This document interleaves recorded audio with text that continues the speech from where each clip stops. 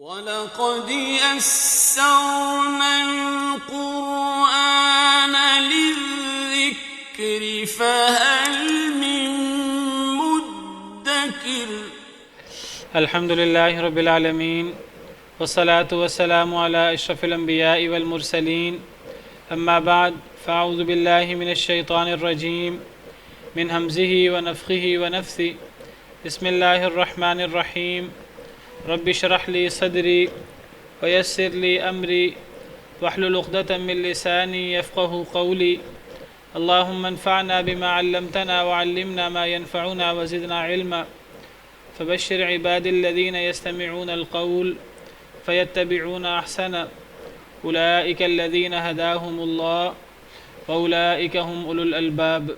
بسم الله الرحمن الرحيم. ألم نشرح لك صدرك ووضعنا عنك وزرك الذي أنقض ظهرك ورفعنا لك ذكرك فإن مع العسر يسرا إن مع العسر يسرا. أعوذ بالله من الشيطان الرجيم بسم الله الرحمن الرحيم. علم نشرح لك صدرک. سورہ علم نشرح جس کو سورہ الشرح بھی کہتے ہیں، یہ عظیم صورت مبارکہ، اس میں بھی سورۃ الضحیٰ کی طرح اللہ رب العالمین نے اپنے انعامات کا ذکر کیا ہے، جو انعامات اللہ رب العالمین نے بطور خاص نبی کریم صلی اللہ علیہ وسلم پر فرمائے. 3 انعامات کا ذکر سورہ ضحیٰ کے اندر ہے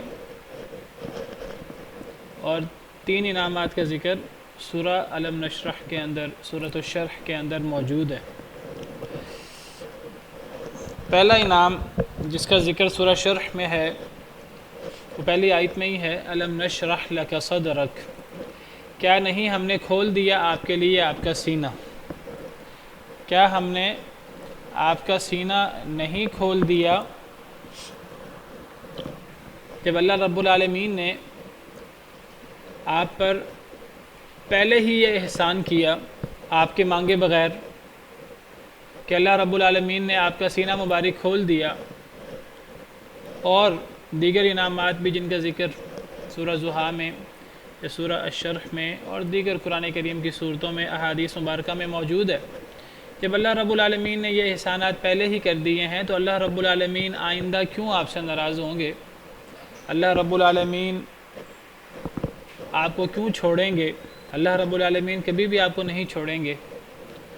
تو کیا ہم نے آپ کے لیے آپ کا سینہ نہیں کھولا؟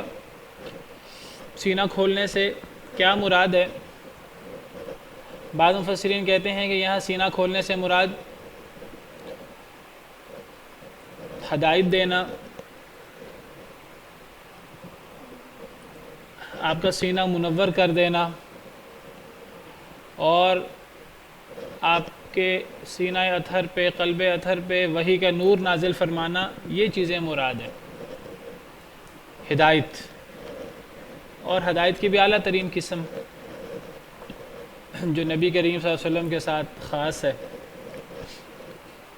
تو گویا کہ اس تفسیر کے مطابق علم نشرح لک صدرک، یہ آیت کریمہ اسی طرح ہوگی جس طرح اللہ رب العالمین فرماتے ہیں فَمَن يُرِدِ اللَّهُ أَن يَهْدِيَهُ يَشْرَحْ صَدْرَهُ لِلْإِسْلَامِ.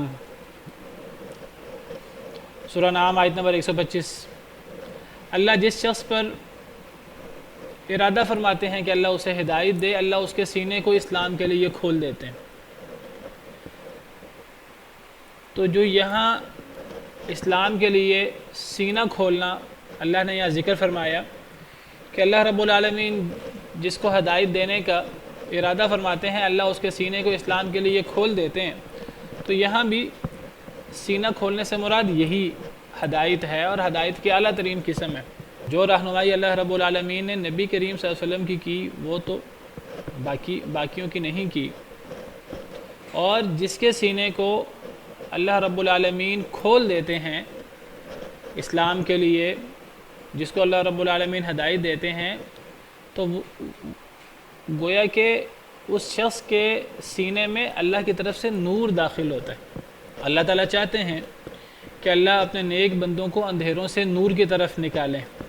اللہ ولی الذین آمنوا یخرجہم من الظلمات الی النور، اللہ ایمان والوں کے دوست ہیں اور اللہ ایمان والوں کو اندھیروں سے نور کی طرف نکالتے ہیں۔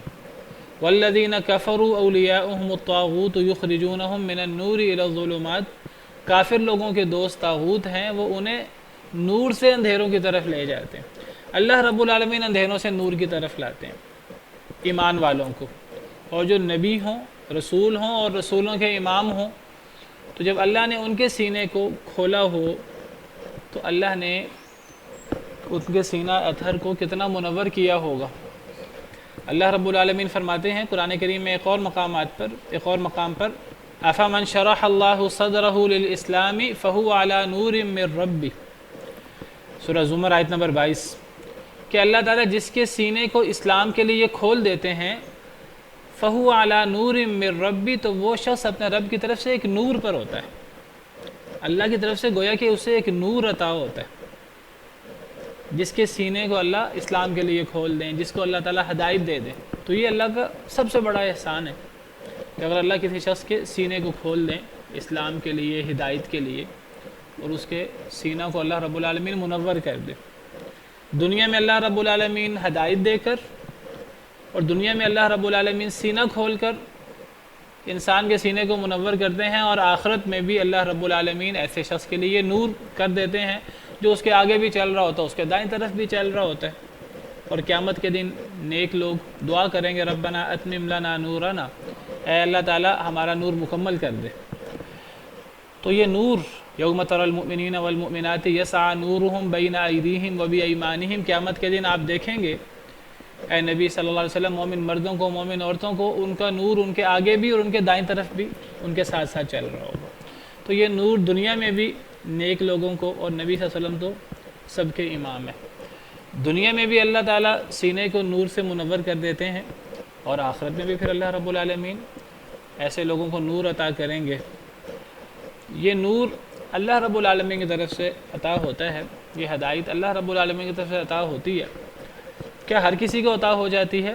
نہیں، اللہ رب العالمین دیکھتے ہیں کہ کون شخص ہدایت حاصل کرنا چاہتا ہے، کون شخص اس کے لیے خواہش رکھتا ہے، کون شخص اس کے لیے تگ و دو کرتا ہے۔ تو نبی صلی اللہ علیہ وسلم نے کتنی خواہش کی اور کتنی تگ و دو کی اس کے لیے، جس کا ذکر پیچھے سورہ ضحیٰ میں موجود ہے، وَوَجَدَكَ ضَالًّا فَهَدَى، اللہ نے آپ کو رستے کا متلاشی پایا تو اللہ نے آپ کو ہدایت دی۔ تو گویا کہ یہ اسی کی وضاحت ہے، اللہ نے آپ کے سینہ اطہر کو کھول دیا۔ ایک تفسیر یہ ہے۔ دوسری تفسیر یہ ہے کہ یہاں سینہ کھولنے سے مراد سینہ مبارک چاک کر کے وہاں سے اللہ نے ہر انسان کے اندر ایک شیطان کا حصہ بھی رکھا ہے۔ تو نبی کریم صلی اللہ علیہ وسلم کے سینہ اطہر کو باقاعدہ چاک کر کے وہاں سے وہ حصہ نکال دیا گیا تھا، اور یہ آپ کی خصوصیت تھی جو باقی لوگوں کے بالمقابل، باقی نیک لوگوں کے بالمقابل آپ کو حاصل ہوئی، اور یہ ایک مرتبہ نہیں 2 مرتبہ نبی کریم صلی اللہ علیہ وسلم کے ساتھ ہوا۔ تو بعض مفسرین نے سینہ کھولنے سے مراد سینہ مبارک چاک کر کے اس میں شیطان کا حصہ نکالنا، اور اس کو حکمت اور اللہ کی رحمت اور ان چیزوں سے بھر دینا سینہ اطہر کو۔ بعض مفسرین نے یہ مراد دی۔ دونوں تفسیریں صحیح ہو سکتی ہیں۔ قرآن کریم کی ایک ہی آیت کی اگر وہ آیت کریمہ 2 معنوں کو متحمل ہے، دونوں معنی آ سکتے ہیں اس کے اندر، تو دونوں تفسیریں صحیح ہو سکتی ہیں، بیک وقت دونوں معنی مراد ہو سکتے ہیں۔ تو الم نشرح لک صدرک سے یہ بھی مراد ہو سکتا ہے فمن شرح اللہ صدرہ للاسلام فہو علی نور من ربی، یہ بھی مراد ہو سکتا ہے۔ اور یہاں سینہ کھولنے سے مراد سینہ مبارک چاک کر کے شیطان کے حصہ نکال دینا، جس طرح صحیح احادیث مبارکہ میں موجود ہے۔ ایک دفعہ نبی کریم صلی اللہ علیہ وسلم بچپن میں آپ کا سینہ مبارک چاک کیا گیا، اور دوسری مرتبہ معراج جو آپ کو اللہ نے کرائی تو معراج سے پہلے آپ کے سینہ مبارک کو چاک کیا گیا، جس طرح احادیث مبارکہ سے پتہ لگتا ہے۔ تو دونوں تفسیریں مراد ہو سکتی ہیں۔ تو یہ اللہ کا بہت بڑا انعام ہے آپ پر۔ تو جس اللہ نے آپ پر یہ انعام کیا آپ کے کہے بغیر، تو وہ اللہ تعالیٰ آپ سے کیوں ناراض ہوگا؟ تو آپ کفار کی باتوں پر افسوس نہ کریں، کفار کی باتوں پر دل برا نہ کریں، اپنے رب پر امید رکھیں۔ تو نبی کریم صلی اللہ علیہ وسلم کو اللہ کی طرف سے ڈھارس ملتی رہتی تھی اور اللہ کی طرف سے اس قسم کی آیات اترتی رہتی تھی، جس سے نبی کریم صلی اللہ علیہ وسلم کا تعلق اللہ سے مضبوط رہتا تھا اور آپ بڑی بڑی آزمائشیں برداشت کر لیتے تھے۔ وَوَضَعْنَا عَنْكَ وِزْرَكَ، اور ہم نے اتار دیا آپ سے آپ کا بوجھ۔ کیا ہم نے آپ سے آپ کا بوجھ نہیں اتارا؟ اس بوجھ سے کیا مراد ہے؟ یہ بھی اللہ کا بہت بڑا احسان ہے۔ دوسرا احسان، ہم نے آپ سے آپ کا بوجھ اتار دیا، اس بوجھ سے کیا مراد ہے؟ یہاں بھی مفسرین نے دو تفسیریں اس کی عام طور پہ ملتی ہیں تفسیروں کے اندر۔ پہلی تفسیر یہ ہے کہ اس بوجھ سے مراد وہی بوجھ ہے کہ نبی کریم صلی اللہ علیہ وسلم نبوت ملنے سے پہلے راہ حق کے متلاشی تھے، تو آپ کو پتہ نہیں لگ رہا تھا کہ اللہ کو مکمل طریقے سے کیسے راضی کیا جا سکتا ہے، کیونکہ اللہ کو راضی کرنے کی وہ تعلیمات جو پرانی وحی میں اور پرانے انبیاء کرام علیہم السلام پر اور پرانی کتابوں میں اتری تھیں، ان تعلیمات میں تحریف ہو چکی تھی۔ تورات، انجیل اللہ کی کتابیں ہیں۔ حضرت ابراہیم علیہ السلام پر جو صحیفے اترے، حضرت موسیٰ علیہ السلام پر جو صحیفے اترے، اللہ کی طرف سے ہیں یہ سب چیزیں۔ انبیاء کرام علیہ السلام پر جو وحی اتری، جو اللہ نے نازل کیا، ہم ان سب پر ایمان رکھتے ہیں۔ وہ سب چیزیں اللہ رب العالمین کی طرف سے ہیں اور حق ہیں، لیکن ان میں تحریف ہو چکی ہے، جس طرح اس پر تفصیل سے بات ہوئی ہے۔ تو وہ چیزیں موجود تو تھیں لیکن ان میں تحریف ہو چکی تھی۔ اب نبی صلی اللہ علیہ وسلم نبی بننے سے پہلے آپ شدید پریشان تھے، اتنے پریشان تھے کہ گویا کہ آپ کی کمر ٹوٹ گئی ہے۔ یہ ایک محاورہ ہے جس کا ذکر آگے ہے۔ ہم نے آپ سے آپ کا بوجھ اتار دیا، وہ بوجھ جس نے آپ کی کمر توڑ رکھی تھی۔ الذی انقض ظہرک، اتنا بوجھ تھا آپ کے اوپر کہ میں اپنے رب کو کیسے راضی کروں، مجھے راہ حق مجھ پر پوری طرح واضح ہو کیوں نہیں جاتا۔ تو آپ کی شدید خواہش تھی کہ آپ کے سامنے راہ حق واضح ہو جائے، تو اللہ رب العالمین نے پھر آپ کا یہ جو بوجھ ہے، جس بوجھ نے آپ کی کمر مبارک توڑ رکھی تھی، اتنا بوجھ تھا آپ کے اوپر، اللہ نے یہ بوجھ آپ کا اتار دیا، اور اللہ رب العالمین نے آپ کے سامنے حق واضح کر دیا۔ اور حق اس طرح واضح نہیں کیا کہ کسی دوسرے شخص پر وہی نازل ہوئی اور اب آپ کو وہاں سے پتہ لگا۔ اللہ نے آپ کو نبی بنا دیا، باقاعدہ صرف نبی نہیں بنایا، نبی اور رسولوں کا امام بنا دیا۔ تو یہ اللہ کا بہت بڑا احسان ہے۔ یہ دوسرا بڑا احسان ہے جس کا اللہ رب العالمین نے اس صورت میں ذکر فرمایا۔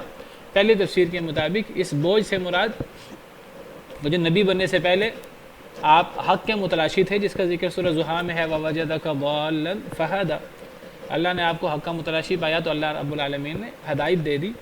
تو وہی یہاں مراد ہے کہ وہ جو بوجھ آپ پر تھا کہ جو غار حرا میں آپ جس کو تلاشنے کے لیے کئی راتیں، مہینوں آپ جو ہے وہ غار حرا میں جاتے رہے، تو وہ جو بوجھ تھا آپ کے، جس بوجھ نے آپ کی کمر توڑ رکھی تھی، اللہ رب العالمین نے وہ بوجھ آپ سے دور کر دیا اور اللہ رب العالمین نے آپ کو راہ حق دکھا دی۔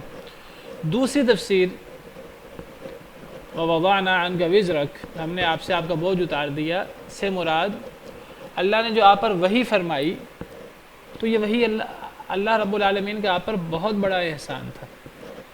یہ ٹھیک ہے کہ بہت بڑا احسان تھا، لیکن وحی کسی نبی پر اترنا اور کسی نبی کو اس وحی کا ذمہ دار بنانا اور نبی سے یہ تقاضا کرنا اب آپ نے اس وحی کو آگے پہنچانا ہے، یہ بہت بڑا بوجھ ہوتا ہے۔ اگرچہ اس کو بوجھ سمجھنا نہیں چاہیے، یہ اللہ رب العالمین کا ایک بہت بڑا احسان ہوتا ہے، لیکن یہ بوجھ بھی ہوتا ہے، بہت بڑی ذمہ داری ہے، بہت بڑی ذمہ داری ہے۔ یا ایھا الرسول بلغ ما انزل الیک من ربک وَإِن لَّمْ تَفْعَلْ فَمَا بَلَّغْتَ رِسَالَتَهُ، اے رسول صلی اللہ علیہ وسلم، جو کچھ آپ پر آپ کے رب کی طرف سے نازل ہوا اسے آگے پہنچا دیجئے۔ وہ آگے پہنچانا آسان نہیں ہے، ساری مخالفتیں، ساری دشمنیوں کی بنیاد یہی تھی۔ آپ سے ذاتی دشمنی تو کسی کی تھی کوئی نہیں، آپ تو اپنے قبیلے کے، اور ہر نبی اپنے قبیلے کا اور اپنے علاقے والوں کا ہر دل عزیز ہوتا ہے نبی بننے سے پہلے۔ نبی صلی اللہ علیہ وسلم کو کفار مکہ سردار مانتے تھے اپنا، اور سرداروں کا بیٹا مانتے تھے، اور نبی بننے سے پہلے آپ سے بڑی امیدیں تھیں کفار کے سرداروں کو، اور اس کی مثالیں بھی موجود ہیں آپ کی سیرت میں۔ نبی بننے سے پہلے بڑی عزت کرتے تھے کفار آپ کی، اور ان کو خیال تھا کہ یہ کچھ نہ کچھ بنیں گے ضرور، ان میں خاص صفات ہیں۔ لیکن جب اللہ رب العالمین نے اپنی وحی نازل فرمائی آپ پر، اور اللہ تعالیٰ نے آپ کو نبی بنا دیا، اور اللہ تعالیٰ نے آپ کو یہ ذمہ داری لگائی کہ آپ نے اس ذمہ داری کو آگے پہنچانا ہے، تو یہ بہت بڑا اللہ کا احسان بھی تھا، اور یہ بہت بڑی ایک ذمہ داری، ایک بوجھ بھی تھا۔ وہ بوجھ، اس ذمہ داری کو پورا کرنا آسان نہیں تھا۔ اصل میں اللہ تعالیٰ ہر شخص کو ذمہ داری دیتے ہیں، ہر شخص جس نے استطاعت رکھتا ہے اور جتنا اس کا اللہ کے ساتھ تعلق ہوتا ہے، اللہ اس کو اتنی ہی ذمہ داری دیتے ہیں، اتنی آزمائشیں۔ جو جتنا اللہ کے زیادہ قریب ہے، اس کی آزمائشیں، اس کا یہ ذمہ داری اتنی بڑی ہوتی ہے۔ سب سے زیادہ ذمہ داری اور سب سے زیادہ آزمائشیں نبی کی ہوتی ہیں۔ اشد البلاء علی الانبیاء ثم الامثل فالامثل، حدیث مبارک ہے، سب سے زیادہ آزمائش انبیاء۔ کیونکہ آزمائش کیا ہے؟ اسی بوجھ کو آگے پہنچانا، اور اس بوجھ کو آگے پہنچانے میں جو آزمائشیں ہوتی ہیں۔ کتنے نبیوں کو، رسولوں کو شہید کیا گیا۔ افکلما جاءکم رسول بما لا تہوی انفسکم استکبرتم ففریقا کذبتم وفریقا تقتلون۔ اللہ تعالیٰ یہودیوں کو مخاطب کرتے ہوئے فرماتے ہیں کہ تمہارے پاس جب بھی کوئی رسول آیا اور وہ چیز لے کر آیا جس کو تم پسند نہیں کرتے تھے، تو ایک گروہ کو تم نے جھٹلا دیا اور ایک گروہ کو تم قتل کر دیتے تھے، شہید تک کر دیا نبیوں کو، رسولوں کو۔ اور نبی کریم صلی اللہ علیہ وسلم کو کتنی دفعہ شہید کرنے کی سازشیں ہوئیں، کتنی دفعہ آپ پر حملے ہوئے، اور کتنی سازشیں کی گئیں۔ تو اس سب کی وجہ جو ہے، یہ جو بوجھ تھا، ایک احسان تھا اللہ رب العالمین کا، لیکن یہ بوجھ بھی ہے۔ اس کو آپ اس طرح سمجھیں کہ قرآن کی دولت کتنی بڑی دولت ہے۔ یہ دولت بھی ہے بہت بڑی، اور یہ بہت بڑا بوجھ بھی ہے، کیونکہ اس کو آگے پہنچانا بھی ہے اور اس کی آگے دعوت بھی دینی ہے۔ یہ اتنی بڑی ذمہ داری بھی ہے۔ تو اللہ رب العالمین نے سورہ مزمل میں فرمایا، یا ایھا المزمل قم اللیل الا قلیلا نصفہ او انقص منہ قلیلا او زد علیہ ورتل القرآن ترتیلا انا سنلقی علیک قولا ثقیلا، کہ آپ نے راتوں کو قیام کرنا ہے، آدھی آدھی رات قیام کریں، یا آدھی رات سے کچھ کم، یا آدھی رات سے کچھ زیادہ۔ وجہ کیا ہے؟ ہم آپ پر ایک بہت بڑا بوجھ ڈالنے والے ہیں، ایک بڑا بھاری قول آپ پہ ڈالنے والے ہیں، اور جب آپ رات کو قیام کریں گے تو یہ بوجھ اللہ آپ کے لیے آسان کر دیں گے۔ ان ناشئۃ اللیل ہی اشد وطئا واقوم قیلا ان لک فی النہار سبحا طویلا۔ تو یہ دوسری تفسیر کے مطابق، پہلی تفسیر کے مطابق اس بوجھ سے مراد نبی بننے سے پہلے جو آپ کو حق ابھی واضح پوری طرح نہیں ہو رہا تھا، وہ بہت بڑا بوجھ ہے۔ اور دوسری تفسیر کے مطابق یہ نبی بننے کے بعد جو ایک بڑی ذمہ داری، نبی سے بڑی ذمہ داری تو کسی کی بھی نہیں ہوتی، جو اللہ نے بڑی ذمہ داری دی تھی، جس ذمہ داری کو آپ نے بدرجہ اتم اللہ کے فضل و کرم سے پورا کیا، اور اسی لیے آپ کا اتنا بڑا مقام ہے۔ تو اللہ فرماتے ہیں کیا ہم نے آپ کا یہ بوجھ ہلکا نہیں کر دیا کیا؟ تو اللہ نے آپ کی مدد کی، اور آپ اس بوجھ سے، اس ذمہ داری سے عہدہ برا ہوئے۔ اصل میں یہ ذمہ داری اور بوجھ ہر انسان پر ہوتا ہے، میں نے ذکر کیا ہر انسان پر اس کے ایمان کے مطابق ہوتا ہے، اس کے اللہ سے تعلق کے مطابق ہوتا ہے۔ کوئی شخص بوجھ سمجھے ہی نہ، ہر شخص پہ بوجھ ہے، اور یہ ذمہ داری ہے دین کو غالب کرنے کی۔ ایک بندہ سمجھے ہی نہ تو پھر یہ تو اس شخص کی بے وقوفی ہے نا۔ جو لوگ عقل مند ہوتے ہیں وہ اس بوجھ کو محسوس کرتے ہیں، اور جو عقل مند نہیں وہ اس کو بوجھ سمجھتے نہیں ہیں، اللہ کی رحمت سمجھتے ہیں، لیکن ایک ذمہ داری سمجھتے ہیں۔ مجھے اکثر حضرت زید بن ثابت رضی اللہ عنہ وارضاہ مشہور صحابی ہیں، ان کا قول یاد آتا ہے۔ حضرت ابو بکر کے دور میں حضرت ابو بکر نے قرآن کو جمع کرنے کا ارادہ کیا حضرت عمر کے مشورے پر۔ جب جنگ امامہ میں بہت سارے قراء شہید ہو گئے تو حضرت عمر کہنے لگے کہ کہیں یہ نہ ہو کہ سارے ہی قراء شہید ہو جائیں، تو ہمیں قرآن کریم کو محفوظ کر لینا چاہیے، اور اس کی ایک کاپی تیار کر لینی چاہیے، اور اس کو خلیفہ کے پاس ہمیں رکھوا دینا چاہیے۔ اگر کبھی دوبارہ جنگ وغیرہ ہو اور اس میں قراء شہید ہو جائیں، تو کبھی اختلاف پیدا ہو جائے مسلمانوں میں، قراء کم ہو جائیں، تو ایک کاپی حکومتی سرپرستی میں موجود ہونی چاہیے۔ حضرت عمر نے مشورہ دیا، حضرت ابوبکر صدیق شروع میں تیار نہیں ہوئے، آہستہ آہستہ تیار ہو گئے۔ پھر ان دونوں نے بات کی حضرت زید بن ثابت سے. حضرت زید بن ثابت صحیح بخاری میں ہے. حضرت زید بن ثابت جو ہیں یہ وہ جلیل القدر صحابی ہیں، انصاری صحابی ہیں کہ مدینہ منورہ میں جب نبی صلی اللہ علیہ وسلم تشریف لائے تو چھوٹی عمر تھی ان کی 11-12 سال. تو انہوں نے قرآن کریم کو لکھنا شروع کیا. یہ نبی صلی اللہ علیہ وسلم کے کاتب تھے اور سب سے زیادہ قرآن لکھنے کی سعادت مدینہ منورہ میں پھر انہیں حاصل ہوئی ہے، حضرت ابی بن کعب کے بعد حضرت زید بن ثابت کو. اور انہیں یہ بھی سعادت حاصل ہوئی کہ جو دور ہوا آخری نبی صلی اللہ علیہ وسلم کا جبریل امین علیہ السلام کے ساتھ، یہ اس دور میں بھی شریک ہوئے ہیں. تو قرآن کریم کا بہت بڑا حصہ انہوں نے لکھا. تو یہ ذمہ داری سیدنا ابوبکر صدیق نے، سیدنا عمر فاروق نے مل کر حضرت زید بن ثابت کو دی. سیدنا ابوبکر صدیق کے دور میں جو قرآن کریم جمع ہوا، پھر بعد میں حضرت عثمان کے دور میں جو قرآن کریم جمع ہوا، اس کمیٹی کے سربراہ بھی حضرت زید بن ثابت ہی تھے. حضرت زید بن ثابت فرماتے ہیں کہ جب مجھے ابوبکر اور عمر نے یہ ذمہ داری سونپی کہ یہ کام آپ نے کرنا ہے، کہتے ہیں مجھے اتنا بوجھ محسوس ہوا کہ اللہ کے کلام کو میں نے محفوظ کرنا ہے اس انداز سے کہ اگر کبھی قراء شہید ہو جائیں اور کبھی کوئی مسئلہ ہو تو لوگ اس سے استفادہ کریں. تو مجھے اتنا بوجھ محسوس ہوا کہ اگر مجھے ایک پہاڑ کو یہاں سے دوسری جگہ منتقل کرنے کا کام دیا جاتا تو وہ اس سے ہلکا ہوتا. میرے نزدیک یہ اتنی بڑی ذمہ داری تھی کہ ایک پہاڑ کو دوسری جگہ منتقل کرنا، ایک ایک پتھر اٹھا کر، وہ میرے لیے آسان تھا، یہ میرے لیے زیادہ بڑا بوجھ تھا. ایک ذمہ داری ہے نا، ایک کوئی ذمہ داری محسوس تو کرے. ایک ذمہ داری اللہ نے ہم مسلمانوں کو بھی دی ہے، قرآن کریم کو آگے پہنچانے کی، قرآن کریم کو پڑھنے کی، قرآن کریم کو سیکھنے کی، عمل کرنے کی، پھر آگے پہنچانے کی. کوئی محسوس کرتا ہے یا نہیں کرتا؟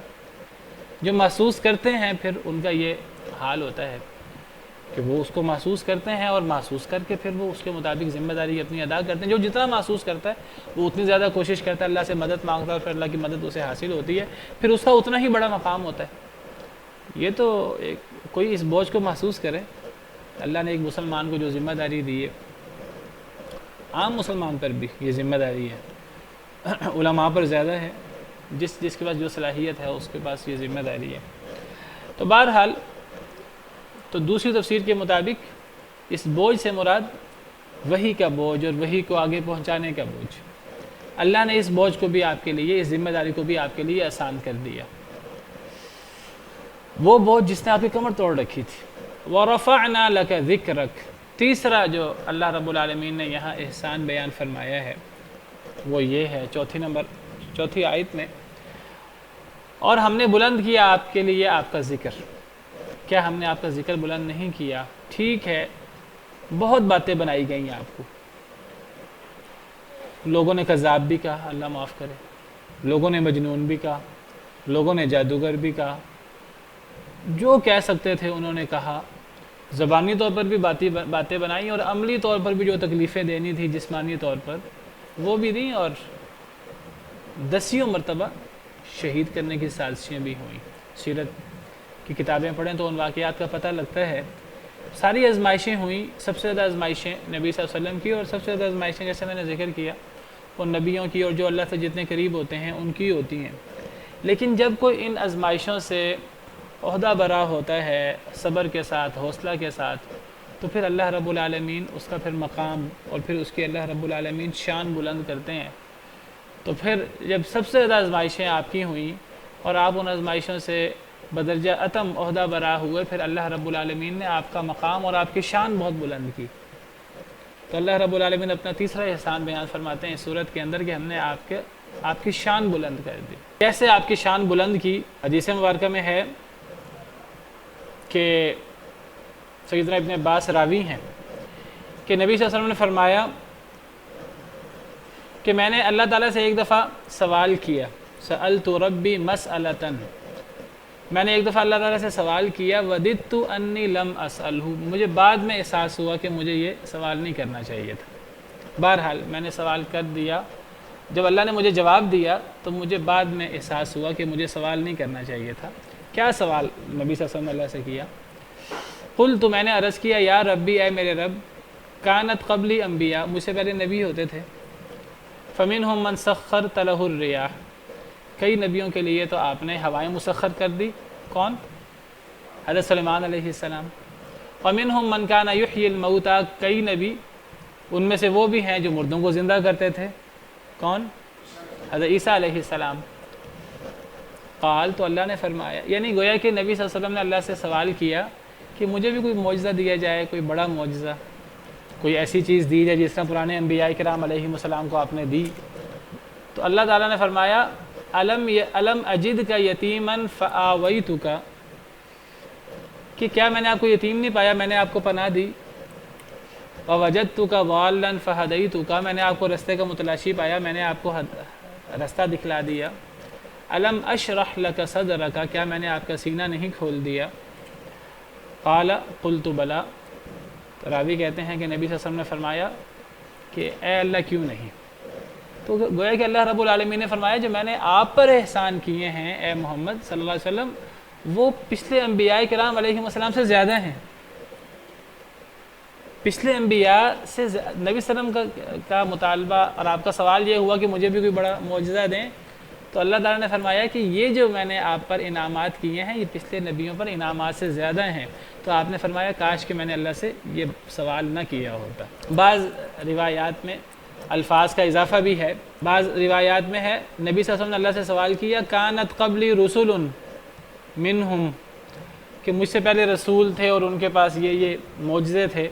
تو اللہ تعالیٰ نے جواب دیا الم اجدک ضالا فہدیتک، کیا میں نے آپ کو رستے کا متلاشی نہیں پایا، میں نے آپ کو ہدایت دی.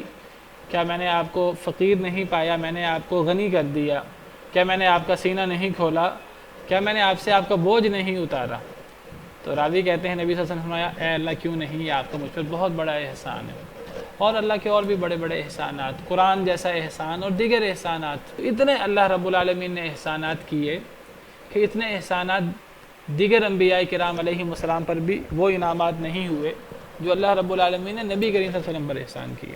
اور جن احسانات میں سے ایک بڑا احسان یہ ہے وَرَفَعْنَا لَكَ ذِكْرَكَ، ہم نے آپ کا ذکر بلند کر دیا. کیا مراد ہے ذکر بلند کر دیا؟ اس سے مراد یہ ہے کہ جہاں اللہ رب العالمین کا تذکرہ ہوگا وہاں نبی صلی اللہ علیہ وسلم کا تذکرہ ہوگا. اور یہ اتنا بڑا مقام ہے کہ یہ مقام گویا کہ نبی صلی اللہ علیہ وسلم کو خصوصیت کے ساتھ حاصل ہے. اور یہ بھی حدیث مبارکہ سے ثابت ہے. ایک حدیث مبارکہ میں ہے کہ حضرت ابو سعید خدری راوی ہیں کہ نبی کریم صلی اللہ علیہ وسلم نے فرمایا اتانی جبریل، میرے پاس جبریل امین علیہ السلام آئے. فقال، کہنے لگے ان ربی و ربک یقول لک، کہ اے نبی صلی اللہ علیہ وسلم میرا اور آپ کا رب کہتا ہے. حضرت جبریل کہنے لگے کہ اے محمد صلی اللہ علیہ وسلم میرا اور آپ کا رب کہتا ہے کیف رفعت ذکرک، کہ میں نے آپ کا ذکر کیسے بلند کیا. تو نبی صلی اللہ علیہ وسلم نے یہ سوال تھا، اللہ تعالیٰ نے سوال کیا نبی صلی اللہ علیہ وسلم سے میں نے آپ کا ذکر بلند کیا ہے، میں نے آپ کا ذکر کیسے بلند کیا ہے. تو نبی صلی اللہ علیہ وسلم نے فرمایا اللہ اعلم، آپ نے فرمایا کہ اللہ زیادہ بہتر جانتے ہیں. تو حضرت جبریل نے فرمایا کہ اللہ فرماتے ہیں اذا ذکرت ذکرت معی، آپ کا ذکر کیسے میں نے بلند کیا کہ جب بھی میرا تذکرہ ہوگا آپ کا تذکرہ اس کے ساتھ ہوگا. یہ مراد ہے کہ میں نے آپ کی شان بلند کر دی. ایک بندہ نماز پڑھتا ہے، سب سے زیادہ جو عمل کرنا پڑتا ہے نماز پڑھنے کا، نماز میں اللہ کے نام کے ساتھ نبی کا نام آتا ہے. تشہد کے اندر جہاں اللہ کا نام آتا ہے التحیات للہ والصلوات والطیبات والسلام علیک ایھا النبی ورحمۃ اللہ وبرکاتہ السلام علینا وعلی عباد اللہ الصالحین اشہد ان لا الہ الا اللہ واشہد ان محمدا عبدہ ورسولہ. سب سے زیادہ جو عمل کرنا ہوتا ہے وہ نماز ہی ہے. پھر اس نماز کے لیے جو اذان ہوتی ہے، اس اذان میں جہاں اللہ کے لیے گواہی دی جاتی ہے وہاں نبی صلی اللہ علیہ وسلم کے لیے گواہی دی جاتی ہے. اشہد ان لا الہ الا اللہ اشہد ان محمد رسول اللہ، اذان میں بھی اور اقامت میں بھی، دونوں جگہ. بلکہ کوئی بندہ مسلمان نہیں ہو سکتا جب تک اللہ رب العالمین کی توحید کے اقرار کے ساتھ نبی صلی اللہ علیہ وسلم کی رسالت کا اقرار نہ کر لے. مسلمان ہی نہیں ہو سکتا. لا الہ الا اللہ کے ساتھ محمد الرسول اللہ نہیں پڑھے گا تو مسلمان نہیں ہے. صرف لا الہ الا اللہ پڑھنے سے ایک شخص مسلمان نہیں ہوتا. کوئی یہودی عیسائی لا الہ الا اللہ پڑھ لے محمد الرسول اللہ نہ پڑھے تو حدیث مبارکہ سے پتہ لگتا ہے کہ اگر کوئی شخص یہودی ہے یا عیسائی اس کو میرا علم ہو جائے کہ اللہ نے مجھے بھیجا ہے اور اللہ نے مجھے مبعوث کیا ہے اور اللہ نے مجھ پر وحی اتاری ہے، پھر وہ مجھ پر ایمان نہ لائے تو وہ آگ میں داخل ہوگا۔ صحیح حدیث مبارکہ کا مفہوم، صحیح مسلم کی حدیث ہے، اس کا مفہوم آپ کے سامنے بیان کیا ہے۔ تو صرف لا الہ الا اللہ پڑھنے سے کوئی شخص مسلمان نہیں ہو سکتا جب تک نبی کریم صلی اللہ علیہ وسلم کی رسالت کی وہ گواہی نہ دے۔ کوئی کسی نے اہم بات کرنی ہو، کسی نے کوئی خطاب کرنا ہو، کوئی کرے نہ کرے، لیکن ہمیں اسلام میں حکم یہ ہے کہ کوئی بھی ہم نے ضروری بات کرنی ہے تو ہمیں اس سے پہلے خطبہ حاجت پڑھنا چاہیے۔ نبی کریم صلی اللہ علیہ وسلم جب بھی کوئی ضروری بات کرنی ہوتی، لوگوں میں آپ کھڑے ہوتے اور آپ نے کوئی ضروری بات کرنی ہوتی تو آپ خطبہ حاجت پڑھتے تھے۔ اس خطبہ حاجت کے الفاظ میں اللہ کی وحدانیت کی گواہی دی جاتی ہے اور نبی صلی اللہ علیہ وسلم کی رسالت کی گواہی دی جاتی ہے۔ الحمدللہ نحمدہ ونستعینہ ونستغفرہ، یہ جو جمعے کے خطبے سے پہلے ہم پڑھتے ہیں جمعے کے خطبے میں، اور یہی خطبہ حاجت بھی ہے، یہی خطبہ نکاح میں بھی ہے۔ نہ کوئی نکاح اس کے بغیر ہوتا ہے، نہ کوئی ضروری بات کسی نے کرنی ہو اس کے بغیر ہوتی ہے، اور کوئی جمعہ کا خطبہ ہو، جمعہ کا خطبہ اس کے بغیر نہیں ہوتا۔ تو جہاں اللہ کا ذکر ہوگا وہاں ساتھ ساتھ نبی کریم صلی اللہ علیہ وسلم کا ذکر ہوگا۔ سیدنا حسان بن ثابت ہیں، ان کے مشہور شعر ہیں، وہ فرماتے ہیں کہ بڑے زبردست شعر ہیں، شعر یاد ہونے چاہیے، میں آپ کے سامنے لکھ دیتا ہوں۔ وَضَمَّ الْإِلَٰهُ اسْمَ النَّبِيِّ مَعَ اسْمِهِ إِذَا قَالَ فِي الْخَمْسِ الْمُؤَذِّنُ أَشْهَدُ وشق له من اسمه ليجله فذو العرش محمود وهذا محمد۔ کیا مطلب ہے، کیا مفہوم ہے ان اشعار کا؟ بڑے زبردست شعر ہیں۔ حضرت حسان بن ثابت نبی صلی اللہ علیہ وسلم کی نعت پڑھتے تھے اور نبی صلی اللہ علیہ وسلم ان کے لیے یہ ممبر رکھواتے اور وہ نعت پڑھتے اور نبی صلی اللہ علیہ وسلم دعا کرتے کہ اللہ تعالیٰ روح القدس کے ذریعے ان کی مدد فرما۔ تو حضرت حسان بن ثابت کے شعر ہیں کہ اللہ نے نبی کے نام کو اپنے نام کے ساتھ ملا لیا ہے۔ اذا قال فی الخمس المؤذن واشہدو، جب مؤذن دن میں 5 مرتبہ اشہدو کہتا ہے تو اللہ کے نام کے ساتھ وہ نبی صلی اللہ علیہ وسلم کا نام بھی لیتا ہے، اور یہ اللہ کے حکم سے ہوتا ہے اذان کے بعد۔ تو میں ذکر کر رہا تھا آپ کے سامنے حضرت حسان بن ثابت کے شعر ہیں، وَضَمَّ الْإِلَٰهُ اسْمَ النَّبِيِّ مَعَ اسْمِهِ، ملا لیا اللہ رب العالمین نے نبی کا نام اپنے نام کے ساتھ۔ اذا قال فی الخمس المؤذن واشہدو، جب مؤذن 5 دفعہ، فی الخمس، خمسی کا مطلب 5 مرتبہ، دن میں 5 مرتبہ اذان ہوتی ہے، تو جب 5 دفعہ مؤذن اشہدو کہتا ہے تو اللہ کے نام کے ساتھ نبی کا نام لیتا ہے۔ وشق له من اسمه لیجلہ، اور اللہ نے نکالا ہے آپ کے لیے اپنے نام سے، اللہ نے آپ کا نام اپنے نام سے نکالا ہے، لیجلہ، تاکہ اللہ تعالیٰ آپ کو عزت دیں، مقام دیں۔ فذو العرش محمود وہذا محمد، عرش والے کا نام محمود ہے اور ان کا نام محمد ہے۔ تو عرش والے کا نام محمود ہے، جس کی تعریف کی جائے محمود، اللہ رب العالمین کی صفت ہے محمود۔ وہذا محمد، اور یہ محمد ہے، تو محمد نبی صلی اللہ علیہ وسلم کا نام ہے تو یہ محمود سے نکلا ہوا ہے، اور یہ نبی صلی اللہ علیہ وسلم کا مقام ہے کہ اللہ رب العالمین نے اپنے نام محمود سے آپ کا نام محمد نکالا ہے۔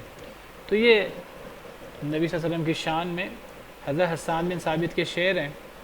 تو وہی جو حدیث مبارکہ میں آیا کہ وَرَفَعْنَا لَكَ ذِكْرَكَ سے مراد کیا ہے کہ جب اللہ کا جہاں بھی ذکر ہوگا تو وہاں نبی کریم صلی اللہ علیہ وسلم کا ذکر ہوگا، اللہ کے ذکر کے ساتھ نبی صلی اللہ علیہ وسلم کا ذکر آتا ہے۔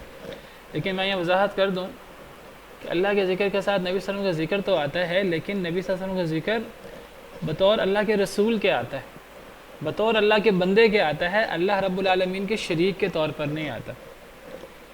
اللہ کے ساتھ اگر اللہ کے کسی نبی کو بھی شریک کر دیا جائے، یہی وہ غلو ہے جو پرانی قومیں کرتی رہیں۔ سیدنا عیسیٰ علیہ السلام کو علیہ السلام اللہ کا شریک بنا دیا، دیگر انبیاء کرام علیہ السلام کو اللہ کا شریک، اللہ کا بیٹا بنا دیا، اور اللہ نے پچھلی قوموں کو گمراہ کہا ہے۔ وقالت اليہود عزیر ابن اللہ وقالت النصارى المسیح ابن اللہ، یہودیوں نے کہا عزیر اللہ کے بیٹے ہیں، عیسائیوں نے کہا مسیح اللہ کے بیٹے ہیں۔ یضاہئون قول الذین کفروا من قبل، وہ مشابہت کرتے ہیں ان لوگوں کے قول کی جو ان سے پہلے گزر چکے، یعنی ان سے پہلے لوگ بھی اس قسم کا غلو کرتے رہے۔ یہ شیطان کا سب سے بڑا حربہ ہے کہ شیطان کسی نیک شخص جس کا مقام لوگوں کی نظروں میں ہو تو وہ مقام اس شخص کا اتنا بڑھا دے کہ اس کو اللہ کے برابر شریک کر دے۔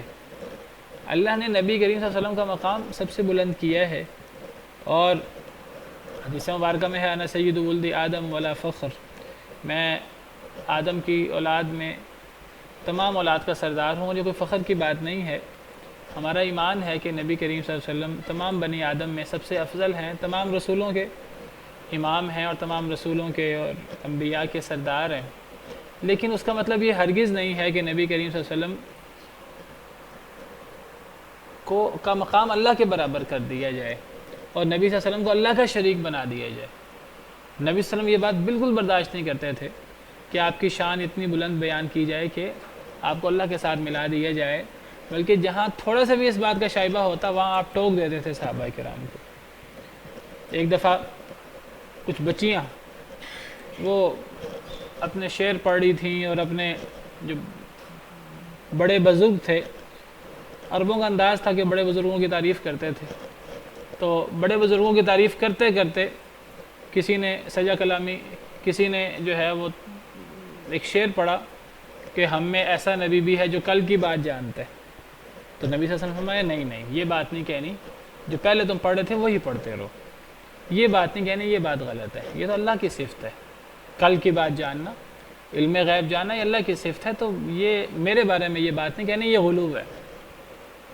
ایک صحابی نے، صحابہ کی نظر میں آپ کا بہت بلند مقام تھا، ایک صحابی نے کہہ دیا ما شاء اللہ وشئت، جو اللہ چاہیں اور آپ چاہیں، تو آپ نے صحابی کو ٹوک دیا فوراً، حالانکہ یہ بہت چھوٹی بات ہے، آپ نے صحابی کو ٹوک دیا اور آپ نے فرمایا نہیں قل ما شاء اللہ وحدہ، تم کہو جو اللہ چاہے اکیلا، یہ تو اجعلتنی للہ ندا، کیا تم مجھے اللہ کا شریک بنانا چاہتے ہیں؟ ایک صحابی جو ہیں وہ روم فارس وغیرہ سے آئے تجارت سے، تو آ کر نبی صلی اللہ علیہ وسلم کو سجدہ کیا، آپ نے پوچھا یہ کیا ہے؟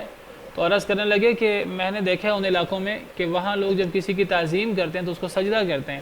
آپ نے فرمایا کہ نہیں، ہماری شریعت میں اس کی اجازت نہیں ہے، اگر اس کی اجازت ہوتی تو میں عورتوں کو حکم دیتا اپنے شوہروں کو سجدہ کریں ان کے مقام کی وجہ سے، لیکن ہماری شریعت میں اس کی اجازت نہیں ہے، تو تعظیم کا سجدہ تو مجھے بھی نہیں ہو سکتا نبی صلی اللہ علیہ وسلم کو۔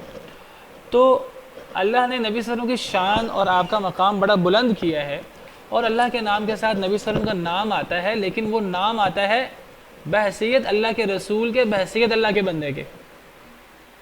لا الہ الا اللہ کے ساتھ اس کی سب سے بڑی مثال، جیسے حضرت حسان بن ثابت نے فرمایا کہ اشہد کہ جو اذان ہے، اشہد ان لا الہ الا اللہ اشہد ان محمد رسول اللہ، لا الہ الا اللہ کی جب ہم گواہی دیتے ہیں تو محمد الرسول اللہ کی گواہی دیتے ہیں، تو اس میں اہمیت کیا ہے؟ محمد الرسول اللہ، یعنی نبی صلی اللہ علیہ وسلم کا ذکر اللہ کے ذکر کے ساتھ آتا ہے، لیکن بطور اللہ کے رسول کے، بطور اللہ کے بندے کے، جس طرح ہم تشہد میں پڑھتے ہیں اشہد ان لا الہ الا اللہ واشہد ان محمدًا عبدہ ورسولہ، لیکن یہ کہنا کہ جی جہاں اللہ کا نام آئے گا وہاں اللہ کے برابر نبی کا نام آئے گا، جہاں ہم اللہ کو پکاریں گے مدد کے لیے وہاں ہم ساتھ نبی صلی اللہ علیہ وسلم کو پکاریں گے مدد کے لیے، یہ تو سری شرک ہے، یہ یا اللہ اور یا محمد سری شرک ہے اس نیت کے ساتھ اگر لکھا جائے کہ جی جس طرح یا اللہ کہہ کر اللہ کو پکارا جائے مدد کے لیے تو اللہ کے نام کے ساتھ نبی کا نام آنا چاہیے، تو یہاں یا محمد لکھنا چاہیے اور مدد کے لیے آپ کو پکارا جائے، اس سے بڑا شرک کیا ہوگا؟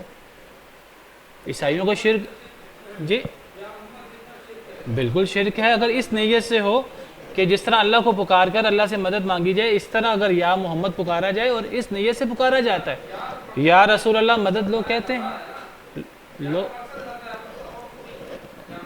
ایک بندہ کہتا ہے جی میرا مراد یہ نہیں ہے، یا رسول اللہ مدد کہا جاتا ہے اور لکھا جاتا ہے، اور جگہ جگہ لوگ لکھتے ہیں یا علی مدد لکھتے ہیں، یا محمد یا رسول اللہ مدد لکھتے ہیں، تو یا اللہ اور یا محمد کہنا اور کہنا جی اللہ نے بڑی شان بلند کی ہے آپ کی، تو شان بلند کی ہے وہ اللہ کے نام کے ساتھ نبی کا نام آئے گا رسول اللہ کے طور پر، عبداللہ کے طور پر یہ نہیں ہوگا کہ وہ اللہ کے نام کے ساتھ رسول کا نام آئے گا مدد مانگنے کے طور پر، اور جو صفات اللہ کی ہیں وہی صفات نبی صلی اللہ علیہ وسلم کو دی جائیں، بلکہ میں تو کہتا ہوں کہ صرف اللہ کے نام کے ساتھ صرف نبی کا نام بھی نہیں لکھنا چاہیے.